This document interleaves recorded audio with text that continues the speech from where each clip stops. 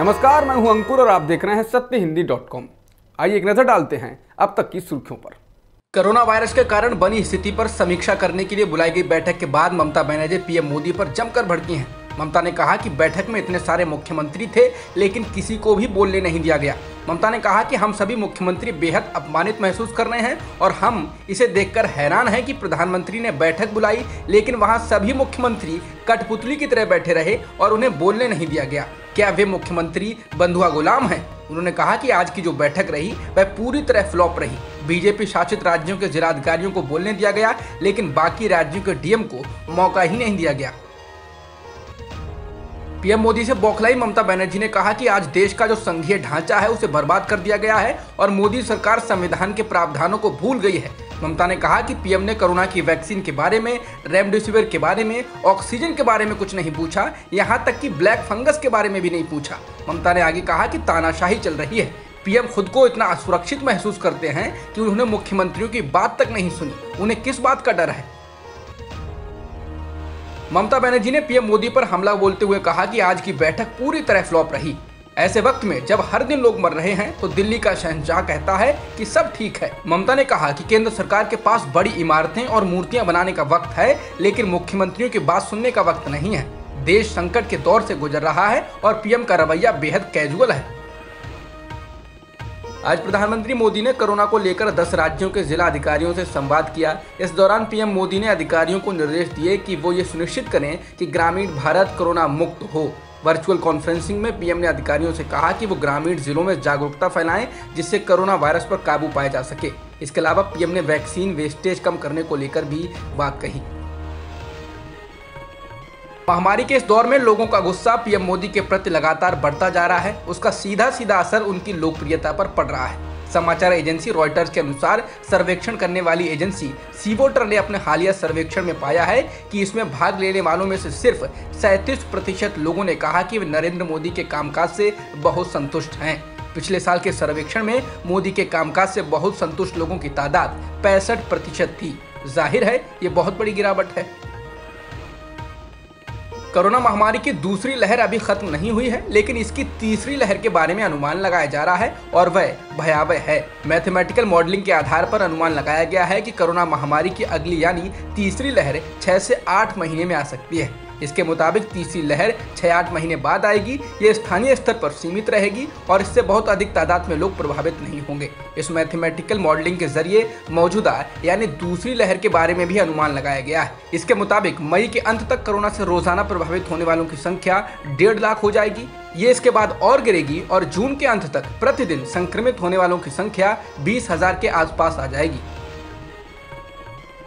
भारत में अब black fungus के मामलों से लोगों की चिंता बढ़ गई है। कोरोना महामारी के बीच अब ये ब्लैक फंगस भी जानलेवा साबित हो रहा है। महाराष्ट्र में अब तक इससे 90 और मध्य प्रदेश में भी 31 लोगों की मौत हो चुकी है। इसके अलावा भी कई राज्यों में कुछ मौतें होने की खबरें हैं और कई राज्यों में इससे संक्रमित लोगों की संख्या बढ़ रही है। राजस्थान और तेलंगाना की सरकार ने इसे महामारी घोषित कर दिया है। कोरोना संक्रमण से उबर रहे मरीज ब्लैक फंगस की चपेट में आ रहे हैं। वहीं इसके इलाज में काम आने वाली दवा भी बाजार से गायब हो गई है। लोगों ने इसकी भी कालाबाजारी शुरू कर दी है।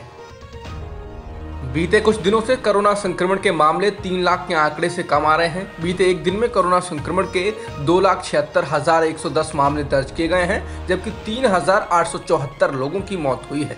बीते लगातार 2 दिनों से मौतों का आंकड़ा 4,000 से ज्यादा रहा था।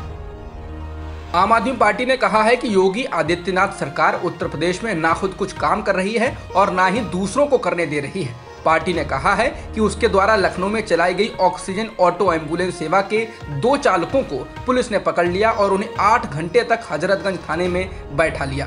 पार्टी ने कहा कि दोनों के खिलाफ मुकदमा दर्ज कर लिया गया है। उत्तर प्रदेश में आम आदमी पार्टी के प्रवक्ता वैभव माहेश्वरी ने बुधवार रात को 8 बजे ट्वीट कर लखनऊ पुलिस को सूचना दी कि आम आदमी पार्टी की मुफ्त ऑक्सीजन ऑटो एम्बुलेंस सेवा में लगे 2 ऑटो चालक लापता हैं और उनके मोबाइल ऑफ हैं।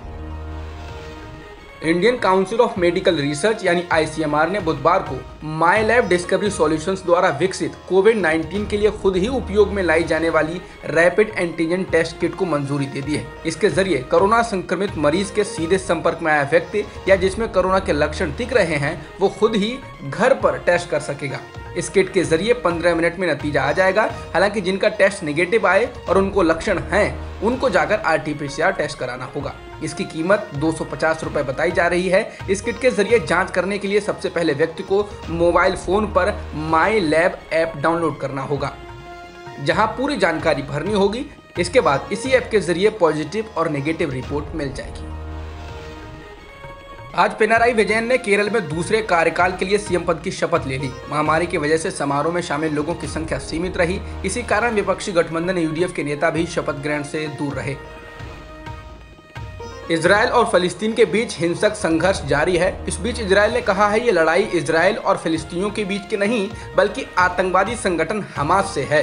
अमेरिका में इजरायल के राजदूत गिलैड अर्दान ने एक इंटरव्यू के दौरान कहा, हम ये टकराव नहीं चाहते हैं। हमने तो तनाव कम करने की कोशिश भी की, लेकिन हमास लगातार हिंसा भड़काने के काम कर रहा है, जिसके बाद अब हम आतंकवादी ठिकानों को खत्म कर रहे हैं। उन्होंने ये भी कहा कि हम बीमारी से निजात पाना चाहते हैं, ना कि मरहम पट्टी करने के बाद रुकना चाहते हैं। रॉयटर्स के मुताबिक उग्रवादी संगठन हमास के एक अधिकारी के मुताबिक दोनों देशों के बीच जल्द ही युद्ध विराम हो सकता है। हमास के राजनीतिक अधिकारी मूसा अबू मरजौक ने लेबनान के अल मायादीन टीवी को बताया कि मुझे लगता है कि युद्ध विराम के संबंध में चल रहे प्रयास सफल होंगे। हमें उम्मीद है कि 1 या 2 दिनों के भीतर युद्ध विराम हो जाएगा। संघर्ष विराम आपसी समझौते के आधार पर ही होगा। अब तक की खबरों में इतना ही। बाकी खबरों के लिए बने रहिए सत्यहिंदी.com के साथ। सत्य हिंदी का ऐप डाउनलोड करें गूगल प्ले स्टोर पर।